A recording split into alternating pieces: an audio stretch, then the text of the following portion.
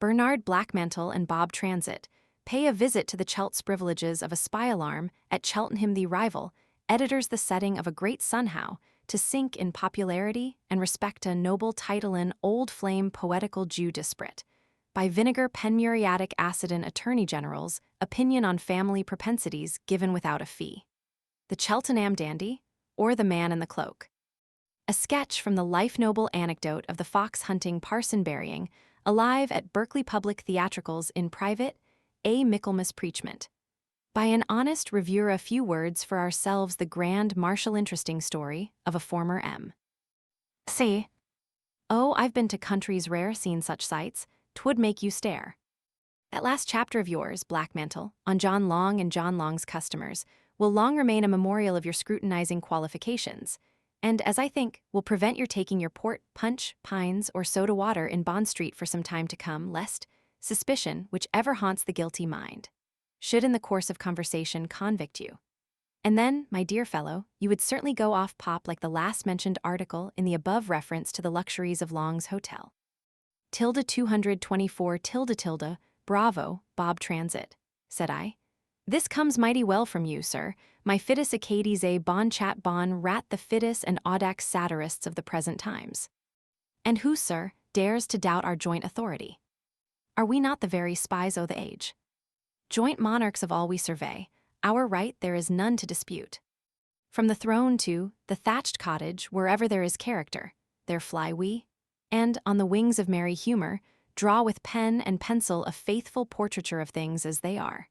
Not tearing aside the hallowed veil of private life, but seizing as of public right on public character, and with a playful vein of satire proving that we are of the poet's school, formed to delight at once and lash the age. At this season of the year fashion cries out of town, so pack up, Master Robert, and let us to Chelt's retiring banks, where beaux and beauties throng to drink at spas and play rum pranks that here will live in song.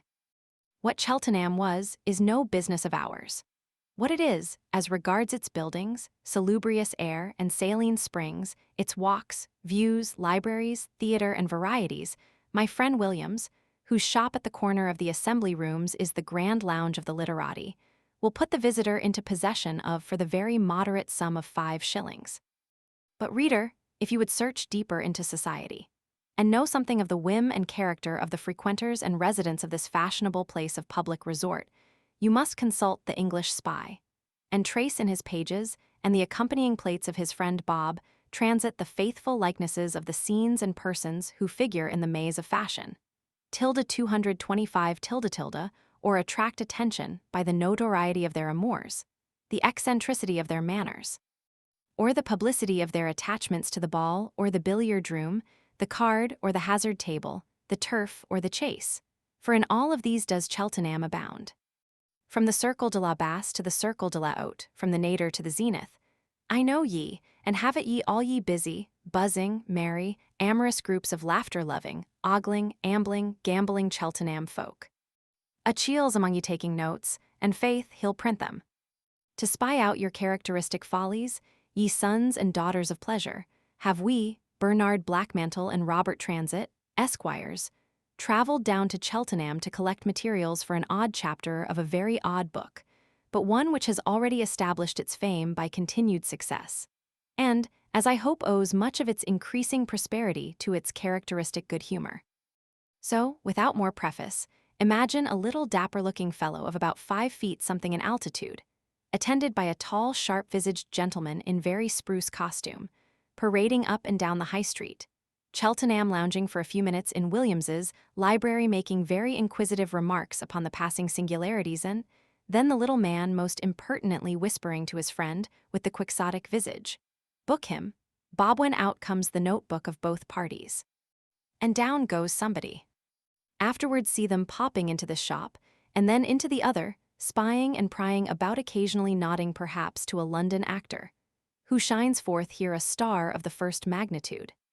John Liston, for instance, or Tyrone Power then posting off to the well walks, or disturbing the peaceful dead by ambling over their graves in search of humorous epitaphs making their way down to the Berkeley Kennel in North Street, C plate, or paying a visit to the Paphian divinities at the Oakland cottages, under the Clee hill-strotting here and there making notes and sketches, until all Cheltenham is in a state of high excitement, and the rival editors of the Chronicle and Journal, Messrs. Halpine and Judge, are so much alarmed that they are almost prepared to become friends, and unite their forces for the time against the common enemy. Imagine such an animated, whispering, gazing, inquiring scene, as I have here presented you with a slight sketch of.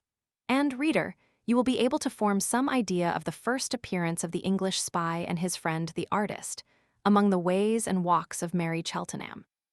Then here, at once I dedicate my lay to the gay groups that round me swarm, like May bees round the honeyed hive, when fields are green, and skies are warm and all in nature seems alive.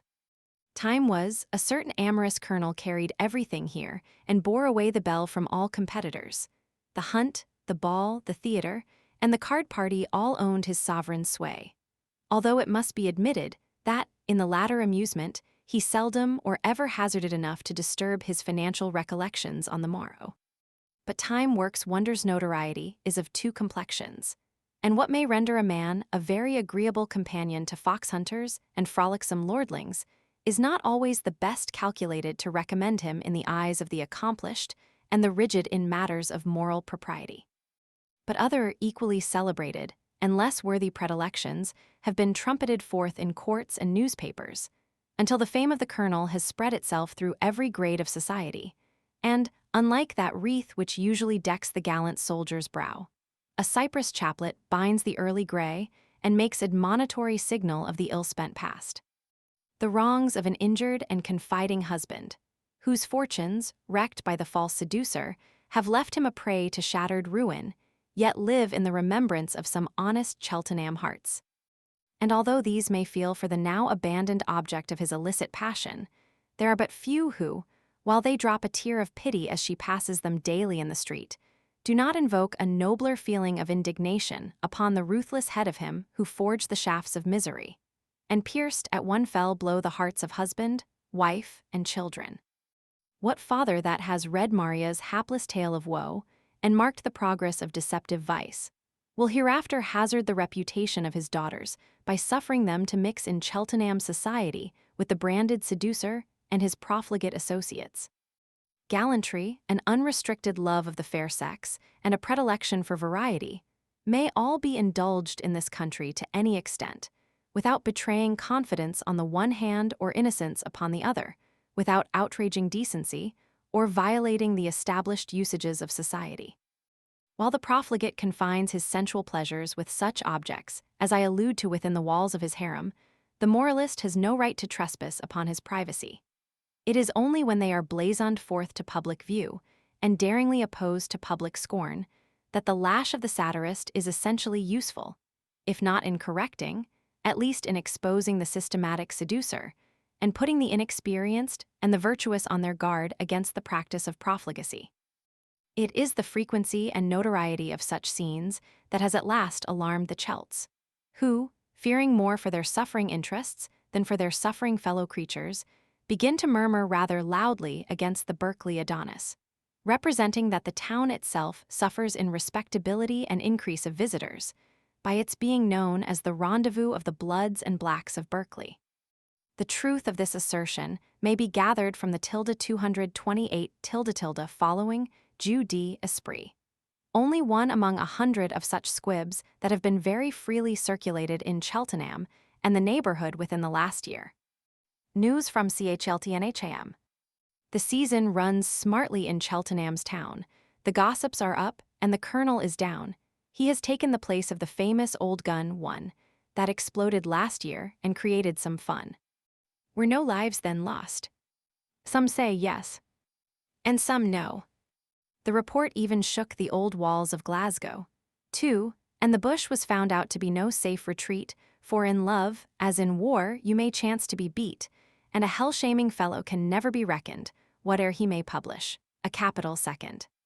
But now, having had our fling at his vices, let us speak of him more agreeably. For the fellow hath some qualifications which, if humour suit, enables him to shine forth a star of the first magnitude among bons vivants and sporting characters, who ride, amble, and vegetate upon the banks of the Chelt.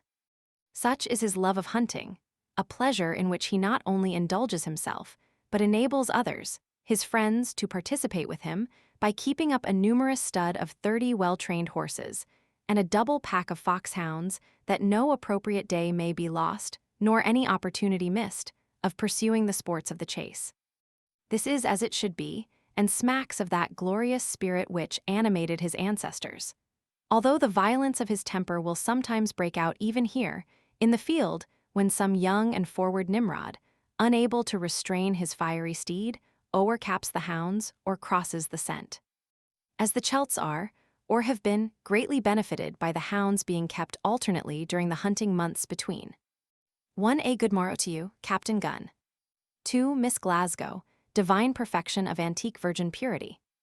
What could the poet mean by this allusion? Cheltenham and Gloucester, they must at least feel some little gratitude to be due to the man who is the cause of such an increase of society, and consequent expenditure of cash. But say they, we lose in a fourfold degree.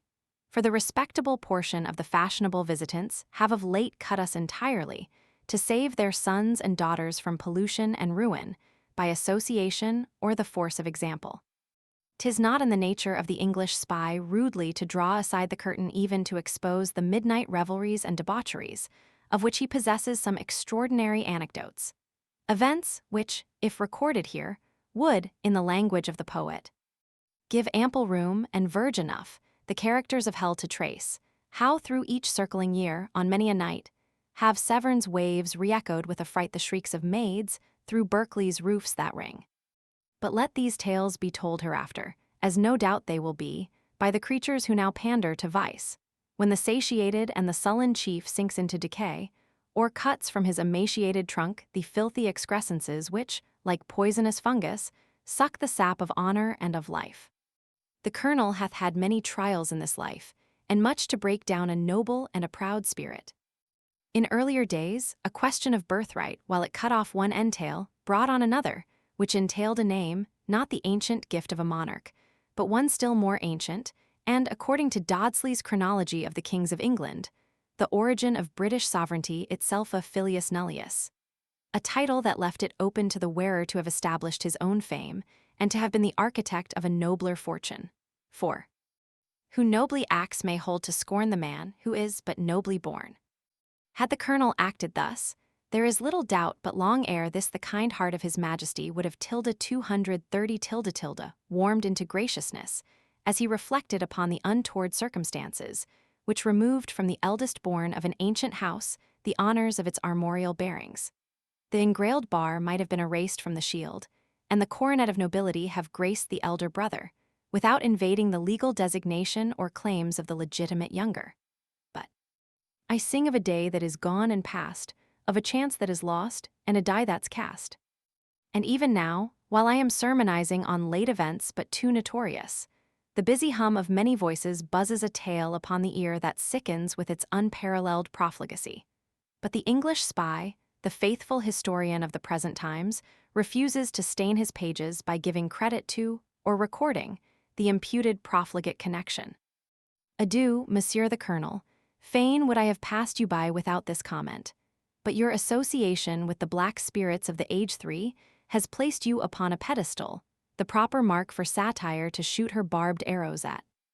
But let us take a turn down the High Street, and as I live here comes an old flame of the Colonel's, Miss R*G*RS, who is now turned into Mrs. E***N, and who, it is said, most wickedly turned her pen, and pointed the following Jew disparate against her late protector, when he was laid up by a serious accident, which happened to his knee after the more serious loss of a foot. 3. A fellow feeling makes us wondrous kind, says Pope. And it would appear so from the intimacy which subsists between the colonel and his jackal Bun, the would-be captain, who it is said is the filius nullius of old Ben Bun the conveyancer, not of legal title or estate by roll of parchment, but of the very soil itself. Lord W. Lennox, too, no doubt, prides himself upon the illegitimate origin of his ancestry, and the publisher of the infamous scandals manufactured in the Quadrant is also of the same kidney, being the reputed natural son of jolly old Bardolph Jennens. what the remaining portion of the coterie spring from, the gents and BS. The sensitive nose of a sensible man will very easily discover. Tilde 230, 1 tilde tilde. To Cupid's kernel help, ye people all, he's missed his footing. Pride has had a fall. The knees uncapped, the calf laid open quite. The foot presents the most distressing sight, its form so perfect, pity none were nigh, with warning voice to guard from injury. Waltzers.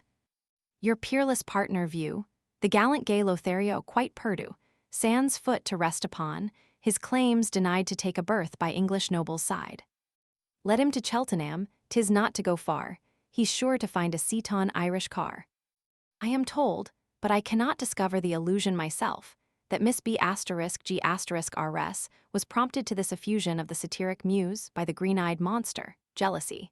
Observe that machine yonder, rumbling up the street like an Irish jaunting car, that contains the numerous family of M*******R, the vinegar merchant, whose lady being considered by the Celts as lineally descended from the Tartar race, they have very facetiously nicknamed muriatic acid.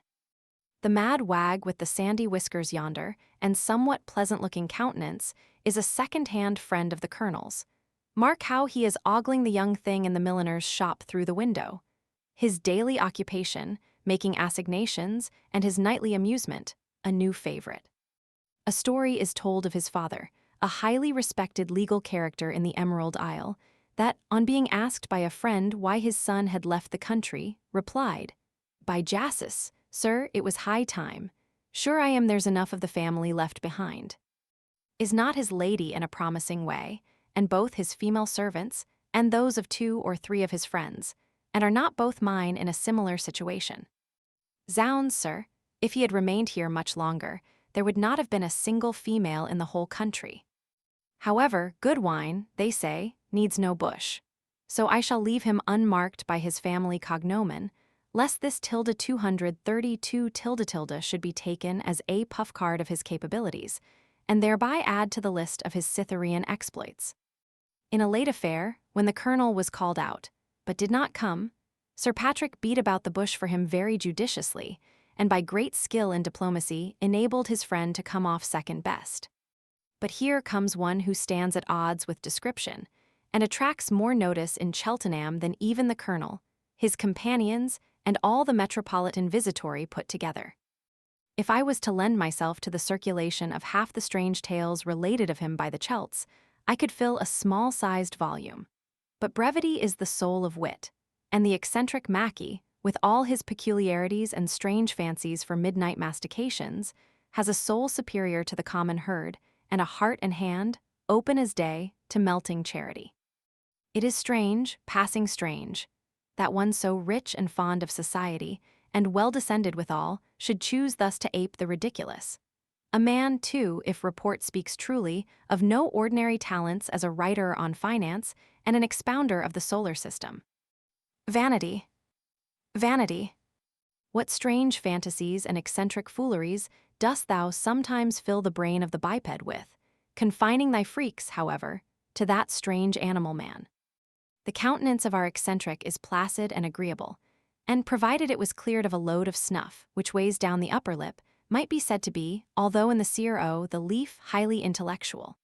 But the old Scotch cloak, the broad-brimmed hat of the Covenanter, the loose under vest, the threadbare coat shaking in the wind, like the unmeasured garment of the scarecrow, and the color-driven nankeens, grown short by age and frequent hard rubbings.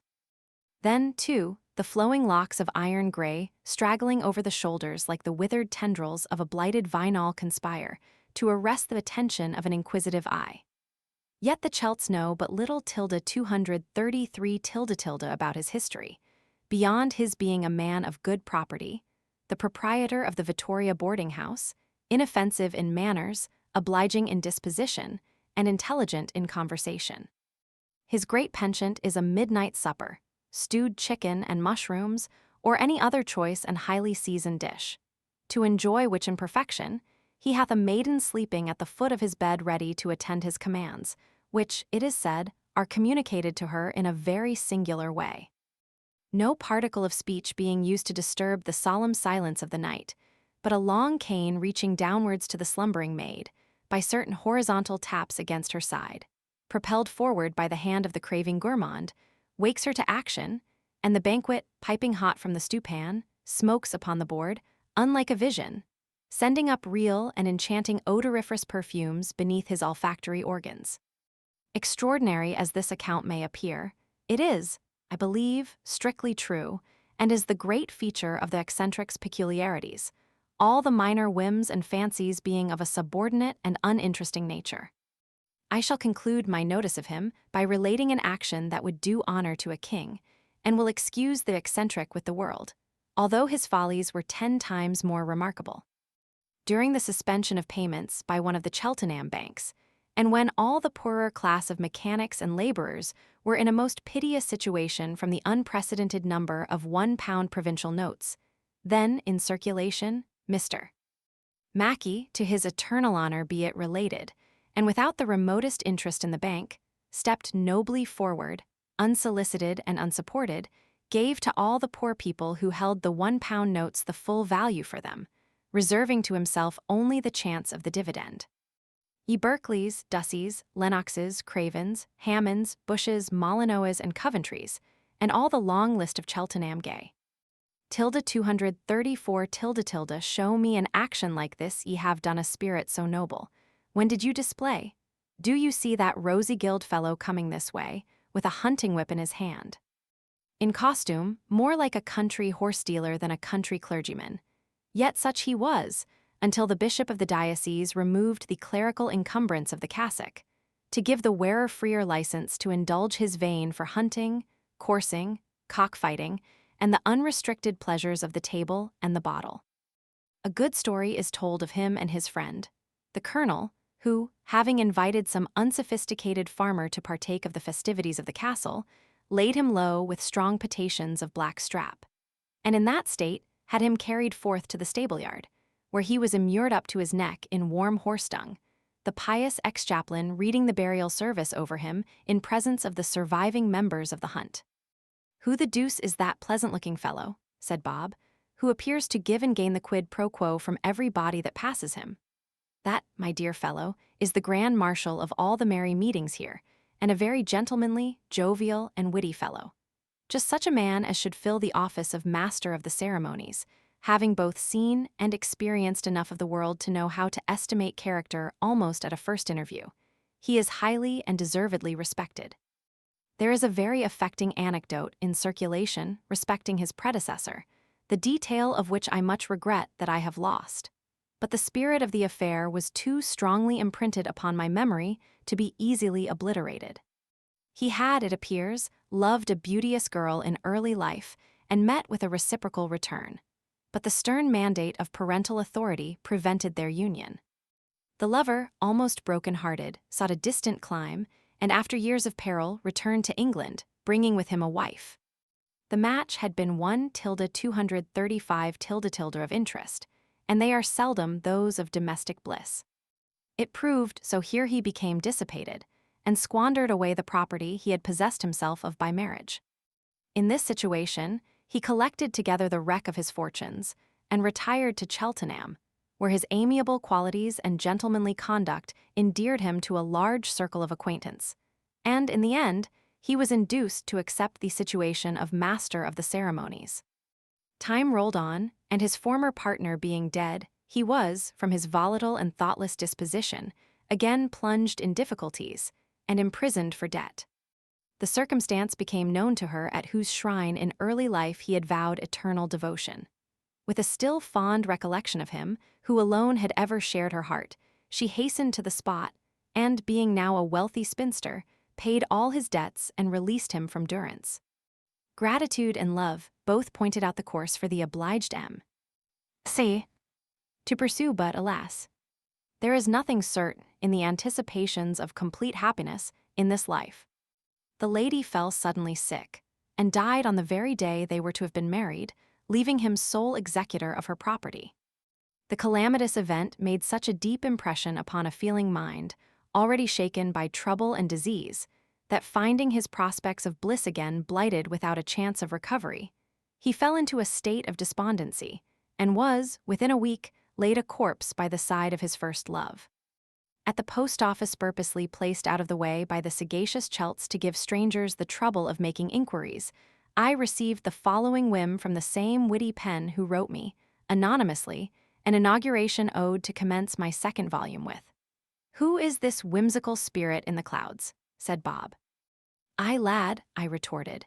"That's just the inquiry I have been making for the last 8 months. Tilde 236 tilde tilde, although it would appear we have ad interim been running, riding, racing, rowing, and sailing together in various parts of the kingdom, you perceive, Bob, there are more spies than ourselves at work. However, this must be some protecting genie who hovers over our heads and fans the air on silken wing, wafting zephyr-like the ambrosial breeze, where'er our merry fancies stray. Anon, we'll drink a measure the table round, and if we forget the honest reviewer, may we lose all relish for a racy joke, and be forgotten ourselves by the lovers of good fellowship and good things. Which we never shall be," said Bob, "for those eccentric tomes of ours must and will continue to amuse a laughter-loving age when we are booked inside and bound for t'other world." There was not a little egotism, methought, about friend Transit's eulogy. But as every parent has a sort of poetical license allowed him in praising his own bantlings, perhaps the patronage bestowed by the public upon the English spy may excuse a little vanity in either the author or the artist. "But you are the great magician o' the South yourself, Bernard," continued Transit, "and will you not use your power, you who can call spirits from the vasty deep? True, Bob, I can call, but will they come when I shall command? However, let us retire to our inn, and after dinner we'll chant his lay.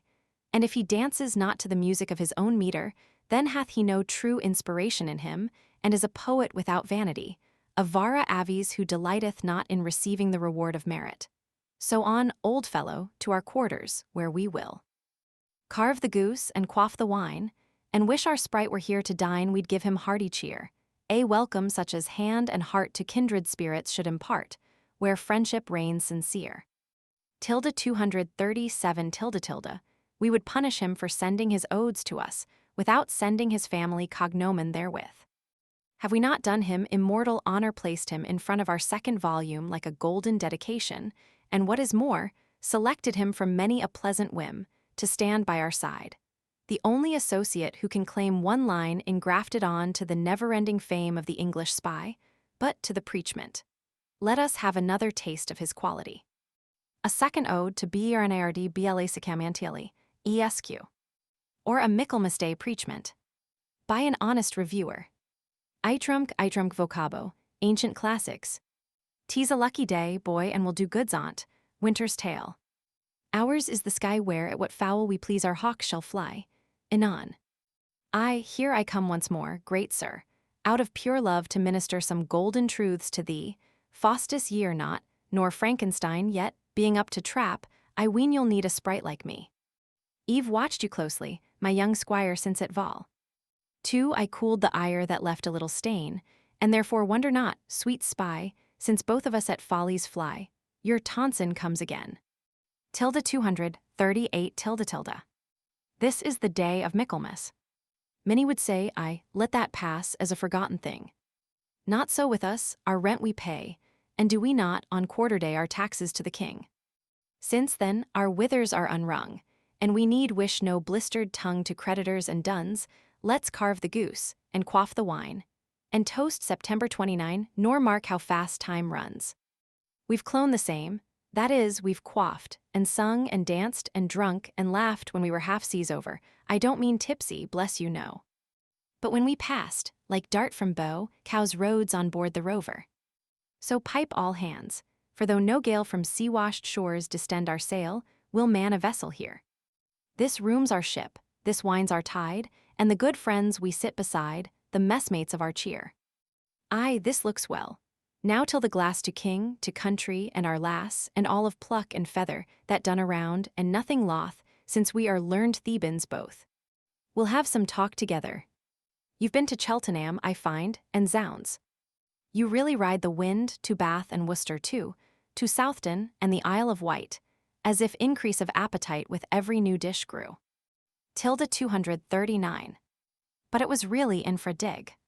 Spite of your old horse and new gig you did not, some fine morn drive up to Malcolmgur, d'ye see, 4, and leave 2 pretty cards for me and Sir John Barleycorn.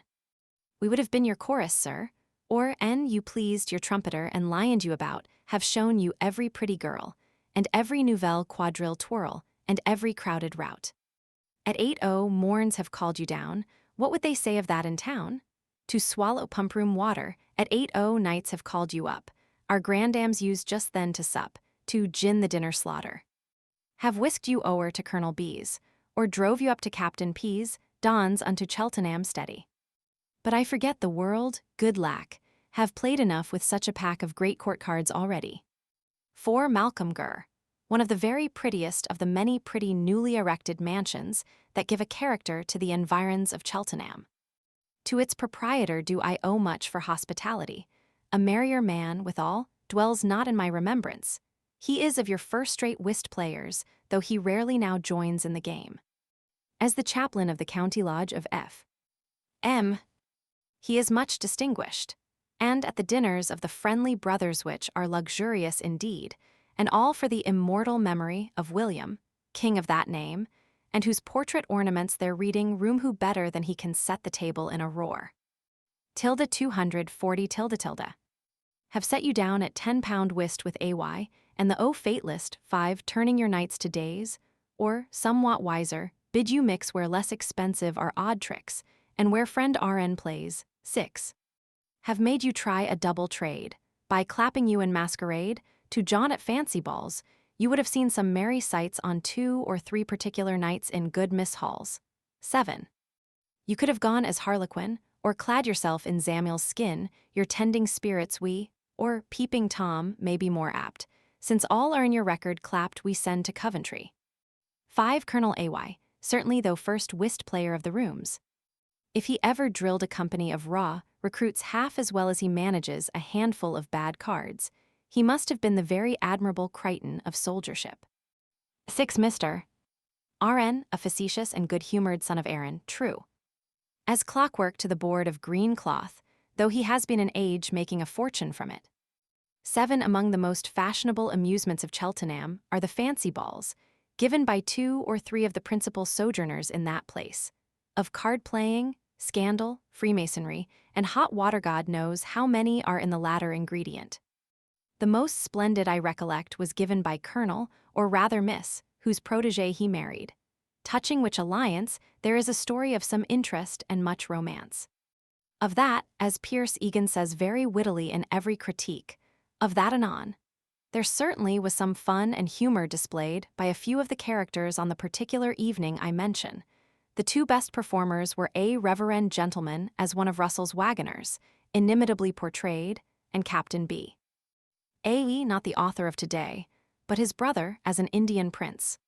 The dress, appearance, and language to the life. 240, 1 .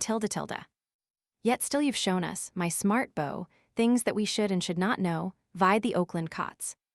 Bernard Blackmantle, learned spy, don't you think hundreds will cry fie if you expose such plots? You should have told them as I do, and yet I love your hunters too, that nothing is so vile as strutting up and down a street, 8 dirt-spattered o'er from head to feet, in the horse-jockey style. Knee suitor ultra crep should tell these redcoats 'tis a paltry swell such careless customs backing, if they must strut in spurs and boots, for once I'd join the chalk recruits, and shout, use Turner's blacking. Howe'er push on there are of all, good, bad, high, low, and short, and tall, that seek from you decrees. Fear not, strike strong you must not fly, we will have shots enough I'm by, a Mephistopheles. 8 There surely is much an offensive vanity, in the practice adopted by many members of the B.A. of appearing on the promenades and in the rooms of Cheltenham, bespattered o'er with the slush and foam of the hunting field. Every situation has its decent appropriations, and one would suppose comfort would have taught these Nimrods a better lesson. It is pardonable for children to wear their valentines on the 14th of February, or for a young ensign to strut about armed cap a pie for the first week of his appointment. But the fashion of showing off in a red jerkin, soiled smalls, mudded boots, and blooded spurs is not imitable. There is nothing of the old manhood of sport in it. Foppery and fox hunting are not synonymous. Members of the B.A. look to it, follow no leader in this respect. Or, if you must needs persevere, turn your next fox out in the ballroom, and let the huntsman's horn and the view halloo supersede the necessity of harps and fiddle strings. Tilde 242, tilde tilde. We'll learn and con them each by heart, set them in notebooks by our art, each lord and duke and tailor. From Dr. S9 to Peter K, U, O and I and E and A down to the plowman nailer 10. Then let them sow their crop of cares, their flowers, their weeds, their fruit, their tares, not looking ere they leap. We, like the folks in Jamie's book 11, will eye the dark sharp up our hook, and my own barnard reap. 9 Doctor. S.E. a very singular, but a very hearty kind of Caleb quotum. He has been soldier and sailor doctor, and I believe divine. He is as well known at the best parties as the Wells and the Market House. He gives feasts fit for the gods at home, and invariably credits his neighbors' viands as being Jove's nectar or the fruits of paradise, so as to him they be not forbidden. Short commons could not upset his politeness. His anecdotes have a spice of the old courtier about them, but the line old chanson à boire from Gammer Gurton's Needle. Back inside go bear, both foot and hand go cold, but belly God send good ale enough, whether it be new or old. He really gives beautifully, and with a spice of the olden time quite delightful. 10 Mr. Naylor of the Plough Hotel, an excellent Boniface, a good friend and a merry companion. As a boy, I recollect him keeping the castle at Marlborough. At Frisky 18, I have contributed to his success at the Crown at Portsmouth, and I now, older, and it may be, a little wiser grown, patronize him occasionally at Cheltenham. 11 Weidhaug's Brownie of Bodspec. A trip to the SBAS. Tilde 243, tilde tilde. Chapter 2.